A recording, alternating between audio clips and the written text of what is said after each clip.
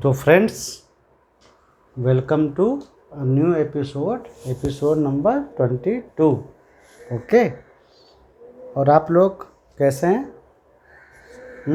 अच्छे हैं? खुश रहो हमेशा,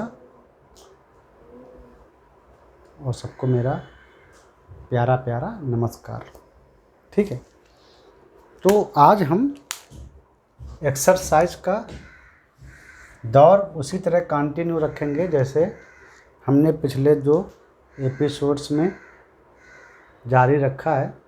ठीक है, तो आज एक न्यू प्रॉब्लम आपको बताते हैं और आप उस प्रॉब्लम के थ्रू कैसे वेक्टर्स का इस्तेमाल करते हैं, कैसे डिफरेंट प्रॉब्लम सॉल्व करते हैं, ये सब आपको आ जाएगा। ठीक है, और अभी तक तो आ ही गया है, थोड़ा और अच्छे से आ जाएगा।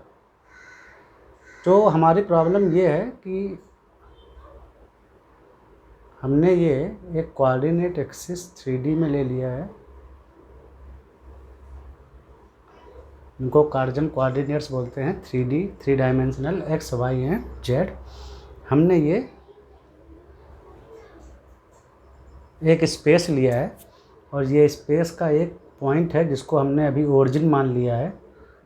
अभी ओरिजिन पर ही पॉइंट माना है, ये ओरिजिन है और उसको हमने 0 0 0 पर ले रखा है। और इसी ओरिजिन पर हमने एक बॉल ले रखी है जिसका मास है 2 kg, जिसका मास है 2 kg, और ये इनिशियली बिल्कुल रेस्ट में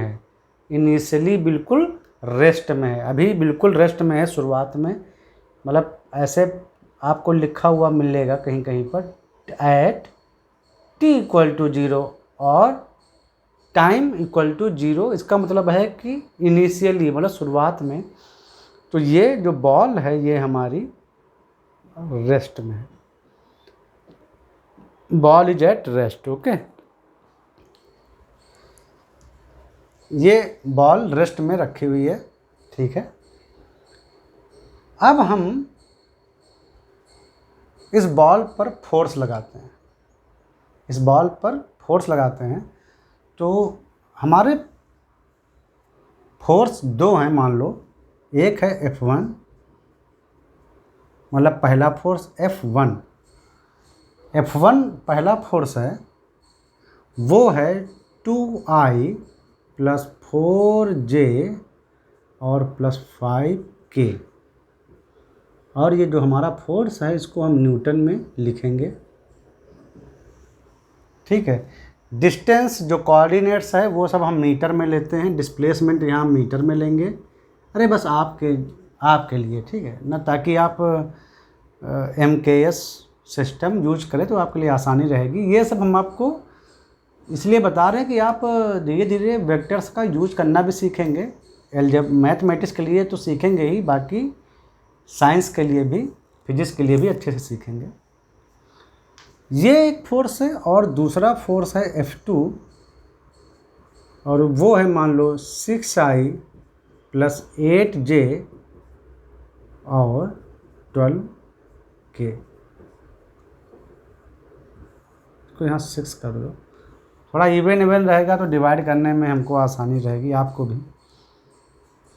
तो ये 2 फोर्स लगे हैं और हमसे बोला गया कि ये जो बॉल है, ये बॉल 2 kg की जो बॉल है वो इन दोनों फोर्स के कंबाइंड इफेक्ट में है। यानी उस बॉल पर ये दोनों फोर्स कंबाइंड, मतलब एक साथ काम कर रहे हैं। ठीक है, combined effect of the forces.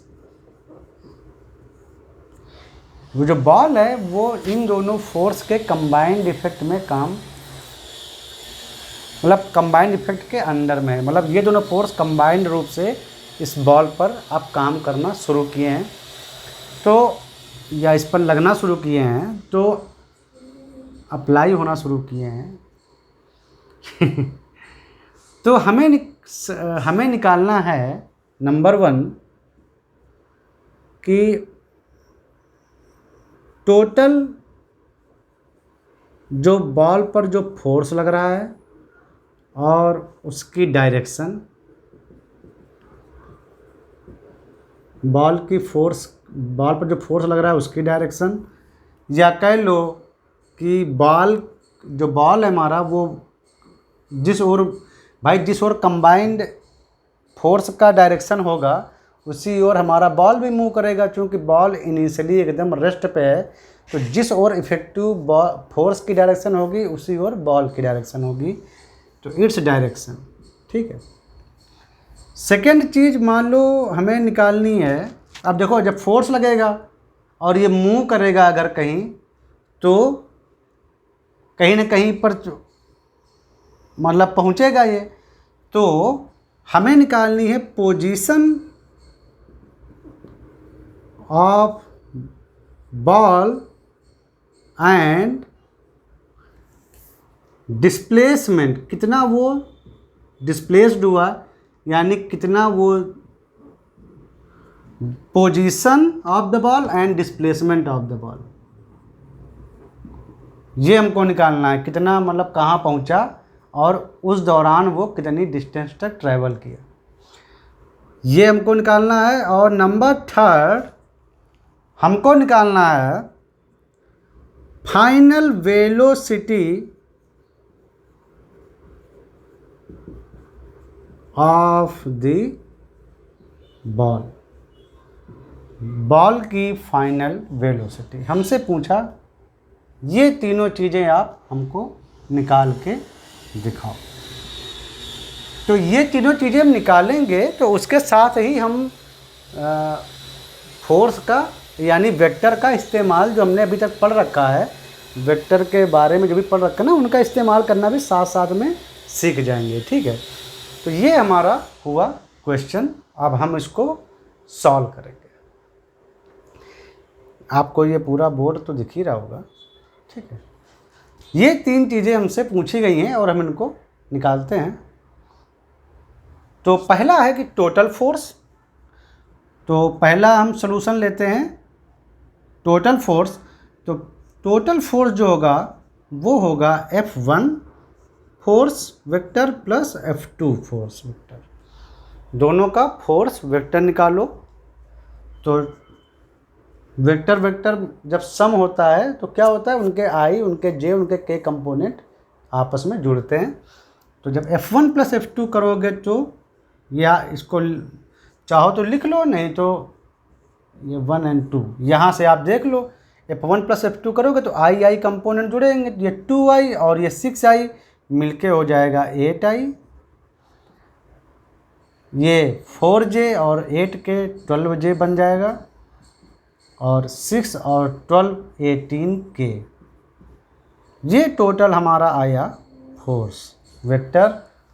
Final force जो बॉल पर काम करेगा वो होगा ये। उस फोर्स की जो डायरेक्शन होगी F कैप, वो क्या होगी, F cap unit vector. Direction को क्या बोलते हैं, डायरेक्शन निकालने के लिए उस वेक्टर का यूनिट वेक्टर निकालना पड़ता है। तो F कैप यानी कि जो डायरेक्शन है फोर्स की, वो आप जानते ही हो, वेक्टर अपॉन उस वेक्टर का मैग्नीट्यूड।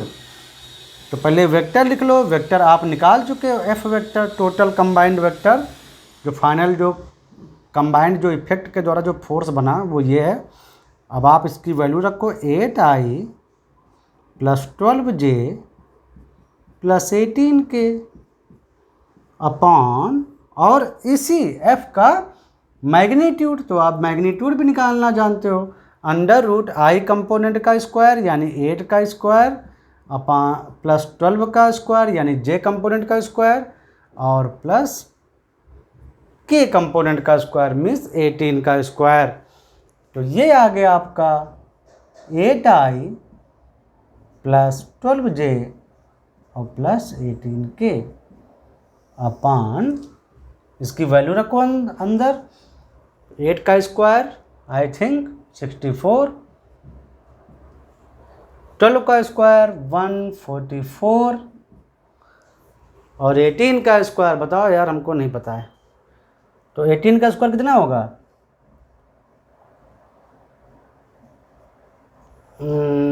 4 14 18 18 प्लस 14 कितना यार, तुम लोग कोई मदद नहीं कर रहे हो।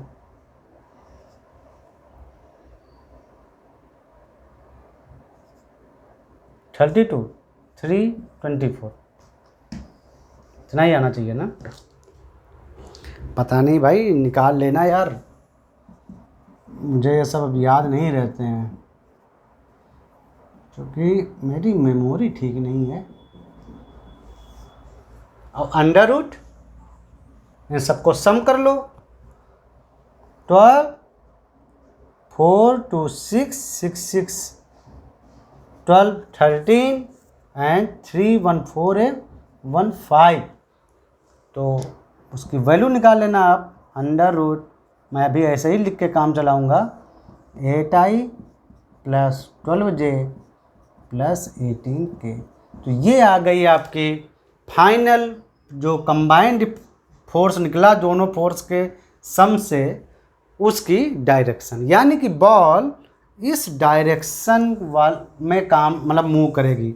अगर बॉल मूव करेगी तो फोर्स की फाइनल डायरेक्शन है ये, तो उसे इसी डायरेक्शन में मूव करना चाहिए। क्योंकि इनिशियली बॉल रेस्ट में रखी हुई है तो एक्सेलरेशन भी इसी डायरेक्शन में लगेगा, तो उसी मतलब डायरेक्शन में मूव करना चाहिए। अगर बॉल इनिशियली रेस्ट में ना रखी होती, इनिशियली वो किसी वेलोसिटी या एक्सेलरेशन के इफेक्ट में होती, तो हम ना कहते तो हम बिल्कुल ना कहते कि बॉल फोर्स की डायरेक्शन में ही मूव करेगी। अभी बॉल चूँकि रेस्ट में है, इनिशियली रेस्ट में है, इनिशियली उसका कोई वेलोसिटी या कोई एक्सेलरेशन नहीं है, तो अब मानेंगे कि अगर बॉल इस फोर्स के इफेक्ट में रहेगी तो उसकी फाइनल डायरेक्शन बॉल की ये होगी मूव करने की, अगर मूव करेगी तो ये तो आपके कुछ चीज़ें निकल आई। आपका टोटल फोर्स निकल आया और उसकी डायरेक्शन निकल आई, और टोटल फोर्स का मैग्नीट्यूड न्यूटन में जो लगा, कंबाइंड फोर्स दोनों फोर्स का जो सम आया था उसका मैग्नीट्यूड आप निकाल चुके हैं, अंडर रूट 532 न्यूटन।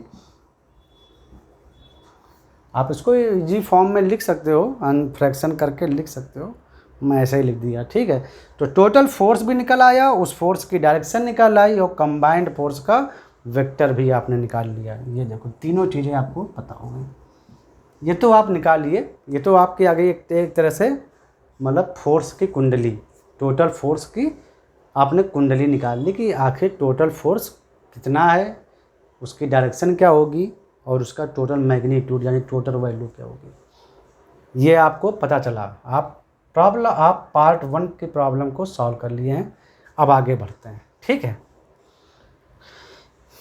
तो हमको ये टोटल फोर्स वेक्टर कहीं पर नोट कर लेते हैं, और अब टोटल फोर्स वेक्टर कहीं नोट कर लेते हैं, और टोटल फोर्स का मैग्नीट्यूड और टोटल फोर्स की डायरेक्शन हम तो निकाल सकते हैं, लेकिन ये दोनों चीज़ कहीं नोट करके लिखने वाली हैं, तो इनको हम यहाँ कहीं लिख लेते हैं ना। तो टोटल जो फोर्स आया हमारा आया 8i plus 12j plus 18k, और टोटल जो मैग्नीट्यूड आया फोर्स का वो आया 532 न्यूटन। बाकी सब मिटा देते हैं।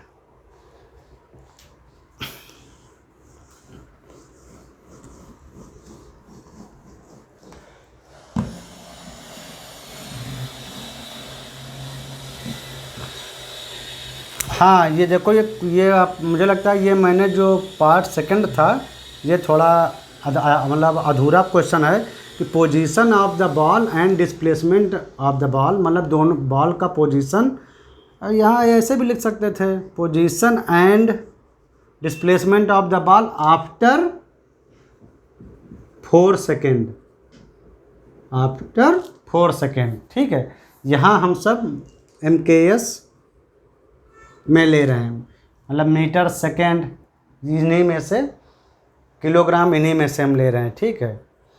तो 4 सेकेंड के बाद उसकी पोजीशन और उसका डिस्प्लेसमेंट, हाँ ये अब सही बना क्वेश्चन। तो पार्ट 1 हो चुका है। अब part 2 position and displacement of the ball after 4 second. तो बिल्कुल देखो कि बॉल शुरू में रेस्ट में है और बॉल की पोजीशन शुरुआत में ओरिजिन है, यानी 0 0 0। ठीक है, तो बॉल का जो इनिशियल वेलोसिटी है u वेक्टर, थोड़ी देर के लिए मान लेते हैं, तो इनिशियल वेलोसिटी का x कंपोनेंट हो या y कंपोनेंट हो,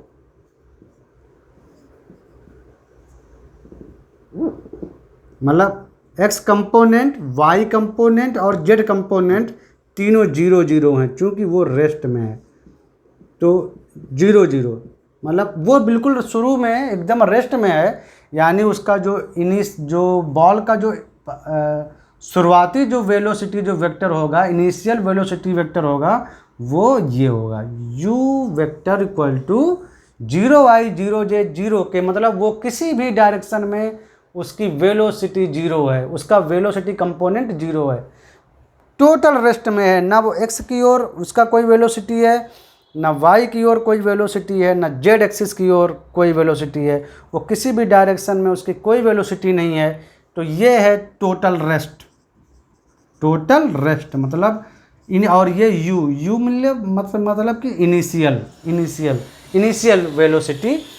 तो टाइम t इक्वल टू 0 पर वो रेस्ट में है, यानी शुरुआत में वो रेस्ट में है, तो बॉल का इनिशियल वेलोसिटी वेक्टर ऐसे लिखेंगे। ठीक है, अब हम पहले x डायरेक्शन, एक डायरेक्शन उठाते हैं, एक डायरेक्शन कोई, उस पर हम कैलकुलेशन करेंगे, फिर y डायरेक्शन उठाएंगे अलग अलग। ठीक है, क्योंकि कोई भी vector x direction, y direction और z डायरेक्शन, तीन डायरेक्शन यानी i के j का कम्बिनेशन होता है। i x direction, j y direction और k z डायरेक्शन को रिप्रेजेंट करता है 3D स्पेस में। तो जैसे ये फोर्स है, तो F equal to 8I plus 12J plus 18K। तो ये जो F है उसको आप ऐसे भी लिख सकते हो, Fx plus Fy plus Fz। एक तरह से ये जो फोर्स है F 8I plus 12J plus 18K, जो इनके सम से जो मिला है, वो एक्चुअल में 3 अलग अलग वेक्टर का सम है। कौन सा वेक्टर? पहला है x डायरेक्शन, यानी I भी तो डायरेक्शन है।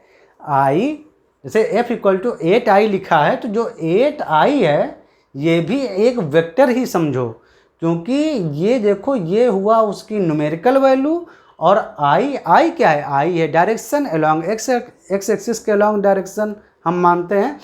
तो देखो ये वैल्यू और डायरेक्शन, ये 8I जो लिखी है, इसमें 8I जो लिखा है, ये 8I, ये इसमें दो चीज़ें हैं, एक है वैल्यू और एक है आपकी डायरेक्शन। और वैल्यू और डायरेक्शन मिलके क्या बनाता है? वेक्टर। समझ में आया? तो इसीलिए ये जो टोटल जो F वेक्टर है, F vector 8I plus 12J plus 18K, इसको आप कह सकते हो कि F भी 3 अलग अलग छोटे छोटे वेक्टर से मिलके बना है। F equal to Fx vector plus Fy vector plus Fz vector, where Fx vector is 8I, Fy vector is 12J और Fz वेक्टर इज 18K। मतलब समझ में आया? डायरेक्शन के लॉन्ग जो कंपोनेंट लिखे हुए हैं, वो भी डायरेक्शन के साथ मिलकर एक वेक्टर ही बनाते हैं। ठीक है, तो इसीलिए हम अलग अलग वेक्टर्स को भी एनालाइज कर सकते हैं। समझ में आया? हम अलग अलग वेक्टर को भी एनालाइज कर सकते हैं। तो हम सबसे पहले एक्स डायरेक्शन की ओर अपना ध्यान लगाएंगे। एक्स डायरेक्शन की ओर मीन्स आई की ओर। सबसे पहले हम एक्स डायरेक्शन की ओर चलते हैं। ठीक है, तो एक्स डायरेक्शन की ओर फोर्स कितना था टोटल? आप देख ही रहे हो टोटल फोर्स जो वेक्टर है कंबाइंड वो है आपका 8i plus 12j plus 18k। अभी आपने निकाला इनको जोड़ के, वो देखो उसमें x के अलॉन्ग जो वेक्टर है वो है केवल 8i। समझ में आया? तो आप अब ये i के अलॉन्ग यानी i के अलॉन्ग वेक्टर है x एक्सिस के अलॉन्ग, तो यानी कि इससे आपको पता चला कि x एक्सिस, अब आप x एक्सिस तो ले ही रहे हो तो i लिखने की कोई ज़रूरत नहीं, चूँकि हम i कंपोनेंट लिख ही रहे हैं। तो यानी कि x एक्सिस के अलॉन्ग टोटल जो फोर्स है आपका 8 न्यूटन है। यहाँ से ये समझ में आया। यहाँ से ये, यहाँ पर देखो हमने वेक्टर नहीं लगाया क्योंकि वेक्टर लगाने पर डायरेक्शन लिखना जरूरी है, लेकिन अब हम केवल आई डायरेक्शन पर ही बात कर रहे हैं, एक मतलब एक्स एक्सिस की ओर, तो हमें बार बार आई लिखने की ज़रूरत नहीं। हम समझ गए हैं कि आई डायरेक्शन यानी एक्स एक्सिस की ओर हम चल रहे हैं। तो वहाँ पर हमारी जो न्यूमेरिकल वैल्यू फोर्स की है वो है केवल 8 न्यूटन। हम एक्स डायरेक्शन की ओर मोशन को देखेंगे केवल। मास आपको पता ही है 2 किलोग्राम है, तो जो एक्स एक्सिस है उस ओर जो एक्सेलरेशन होगा, एक्सेलरेशन है वो कितना होगा, वो होगा एफ वेक्टर अपान एम। ये आपने पढ़ रखा है, force equal to mass into acceleration. तो ये 8i अपान 2 यानी 4i। आई तो डायरेक्शन है, तो ax अगर आप डायरेक्शन की बात ना करो केवल वैल्यू देखो तो ax आ गया 4 मीटर पर सेकेंड स्क्वायर। हम सब कुछ MKS में ले रहे हैं, तो हमको पता चला मास 2 किलोग्राम है। हमने शुरुआत में बोला था मास 2 किलोग्राम का बॉल है, तो यानी कि एक्सेलरेशन जो है एक्स एक्सिस की ओर वो आया आपका 4 मीटर पर सेकेंड स्क्वायर। समझ में आया? ठीक, तो अब हम निकालेंगे, एक्सेलरेशन भी पता चल गया, टाइम तो हमसे पूछा ही गया है कि 4 सेकेंड बाद हमें पोजीशन और डिस्प्लेसमेंट निकालना है। तो एक्स एक्सिस पर अभी हम चल रहे हैं, तो एक्स एक्सिस पर हम निकालेंगे फाइनल वेलोसिटी। तो फाइनल वेलोसिटी एक्स एक्सिस पर न्यूटन का formula v x equal to u x plus a x t. यही तो आपने पढ़ा है न्यूटन का फार्मूला, करेक्ट। अब सब हम आई ही रहेगा, मतलब एक्स एक्सिस के अलॉन्ग, तो आप सिर्फ या तो आप आई लिखकर भी काम चला लो अथवा आप आई मत लिखो, लेकिन आपके दिमाग में रहना चाहिए कि हम आई की ही बात कर रहे हैं, मतलब एक्स एक्सिस की ही बात कर रहे हैं। तो v x final velocity u x, ये एक तरह से यू एक्स ही तो है, एक्स डायरेक्शन की ओर इनिशियल वेलोसिटी सब जीरो था, ये यू वाई वेक्टर और ये यू जेड वेक्टर। मतलब जब इनिशियल वेलोसिटी जो थी वो आपको बोला गया था फुल रेस्ट में है ना, उसका यानी कि उस वेलोसिटी का आई कंपोनेंट, जे कंपोनेंट और के कंपोनेंट के लॉन्ग जो वेलोसिटी है सब इनिशियली सब जीरो थे, तो सब कुछ जीरो था, रेस्ट इनिशियल वेलोसिटी जीरो।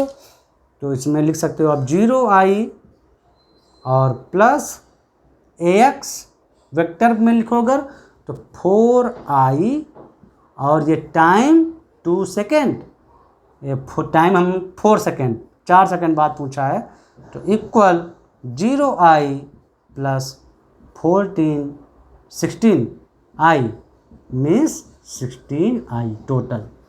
यानी जो फाइनल जो velocity after the 4 second along x axis हमको मिली 16i।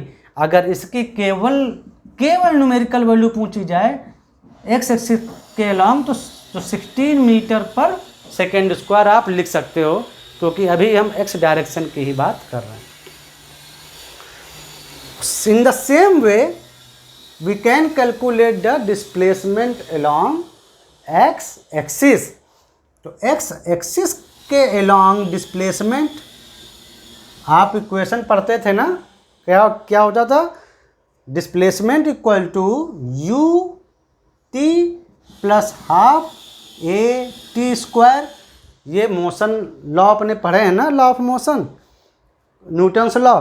तो अब एवरीथिंग आप वेक्टर के उसमें लिखते थे, तो और कौन से वेक्टर ले रहे हैं, एक्स, तो you x A x means x direction की ओर हम चल रहे हैं, तो इक्वल टू यू एक्स शुरुआत में रेस्ट में था तो 0i और t टाइम 4 प्लस हाफ ए एक्स वेक्टर 4i और t 4 सेकेंड और उसका स्क्वायर इक्वल टू, तो ये तो आ जाएगा 4 इंटू 0 यानी 0i और प्लस यहाँ पे देखो हाफ 4 जिसको कैलकुलेट उसको कर दो 4 कितना आया 32i यानी टोटल 32i, यानी जो आपका डिस्प्लेसमेंट हुआ अलॉन्ग एक्स एक्सिस वो आपका हुआ 32i। और अगर आप केवल ये बोलें कि केवल न्यूमेरिकल वैल्यू में तो 32 मीटर, यानी कि एक्स डायरेक्शन में आपका जो बॉल है वो 4 सेकेंड बाद उसकी speed 16 metre per second square रहेगी और उसको वेक्टर में लिखेंगे 16i और उसका जो डिस्प्लेसमेंट होगा उसको लिखेंगे 32i। तो हम इनको भी अलग अलग चीज़ों यहाँ पर कहीं पर नोट कर लेते हैं। इतना समझ में आ गया, एक्स एक्सिस के अलॉन्ग हमको सॉल्व करना आ गया। अब इसको हम यहीं पर कहीं पर नोट कर लेते हैं।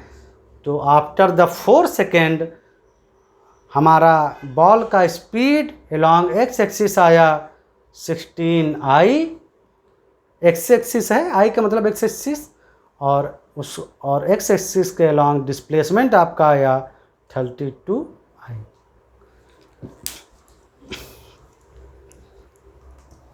एक्स एक्सिस के अलॉन्ग हमारा काम पूरा हुआ। अब वाई एक्सिस लेते हैं।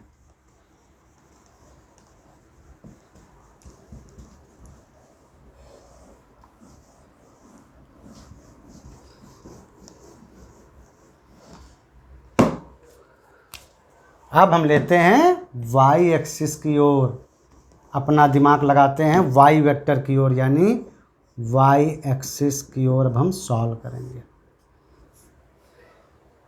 तो वाई एक्सिस की ओर टोटल फोर्स यानी एफ वाई कितना लग रहा है, मतलब टोटल फोर्स वेक्टर हमारा ये निकला था जिसका वाई कंपोनेंट अर्थात मतलब मीन्स जे वेक्टर जे कैप वाई डायरेक्शन मीन्स जे कैप वो कितना था 12j। तो एफ वाई वेक्टर था आपका 12j। वो देखो ऊपर टोटल फोर्स इतना आया था जिसमें एक्स एक्सिस के अलॉन्ग फोर्स वेक्टर है 8i, वाई एक्सिस के अलॉन्ग 12j और जेड एक्सिस के along 18k। kij are nothing but only direction. ठीक है, ये सिर्फ ये रिप्रेजेंट कर रहा है कि हम वाई एक्सिस की बात कर रहे हैं। तो टोटल फोर्स वहाँ पर है 12j। ठीक है, मास आपको पता ही है 2 किलोग्राम।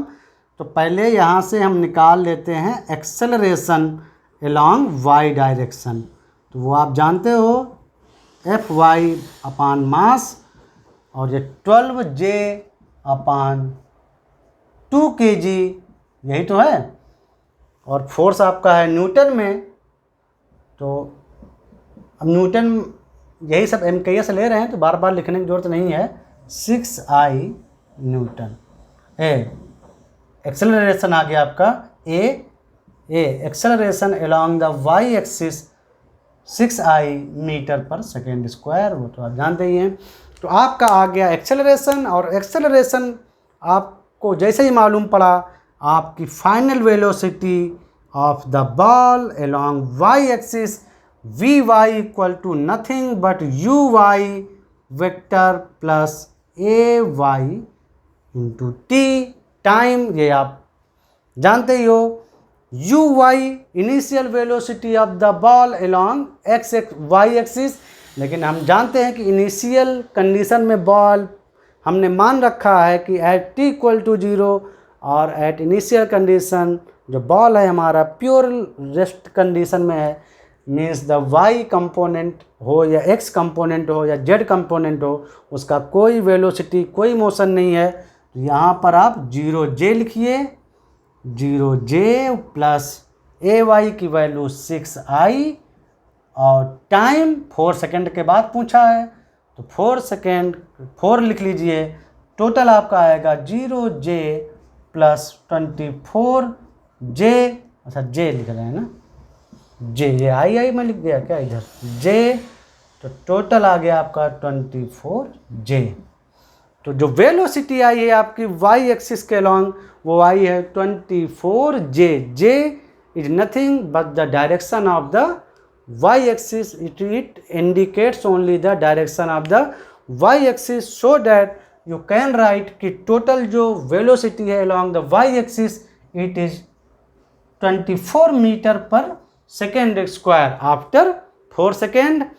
और सिमिलरली आप निकालिए displacement along the y axis, तो यहाँ भी आप न्यूटन का फार्मूला रखिए u/t और half a/t square, ut plus half a/t square आप जानते ही हैं। यहाँ पर वेक्टर लगा दीजिए क्योंकि हम डायरेक्शनल चल रहे हैं। तो ये 0j u/y रेस्ट में थे तो 0j लिख सकते हो, time 4 second plus half ay आप निकाल चुके हो, ये 6i, तो 6j और इंटू t 4 सेकेंड 4 का स्क्वायर, तो ये तो आ गया आपका 0 इंटू 4, 0 ही होता है, स्केलर टू स्केलर मल्टीप्लिकेशन होता है केवल, तो 0j और प्लस ये कितना आ गया 48j वेक्टर आ जाएगा ना, 48 3 4 4 यस, तो इक्वल टू आया आपका 48j कैप। और ये डिस्प्लेसमेंट आपका मीटर में ही होता है, तो या तो आप ये कह सकते हो कि ये j सिर्फ डायरेक्शन दिखा रहा है, तो अगर आप बोलना चाहो तो आप ये बोल सकते हो कि z एक्सिस के अलॉन्ग, ये y एक्सिस के अलॉन्ग जो डिस्प्लेसमेंट है वो 48 मीटर हुआ बॉल का। 4 सेकेंड बाद y एक्सिस के अलॉन्ग आपका जो डिस्प्लेसमेंट है वो 48 मीटर हुआ। और यहाँ पर आप वैल्यू लिख दीजिए जो आपको मिली दोनों, vy यानी 4 सेकेंड बाद y डायरेक्शन में वेलोसिटी 24j और y डायरेक्शन में डिस्प्लेसमेंट 48j। तो ये आपकी वेलोसिटी आ गई बॉल की और बॉल का डिस्प्लेसमेंट आ गया 4 सेकेंड बाद along y direction. Okay, now we will see along the z axis. Final x हो गया, y हो गया, अब हम z एक्सिस की ओर दिमाग लगाते हैं।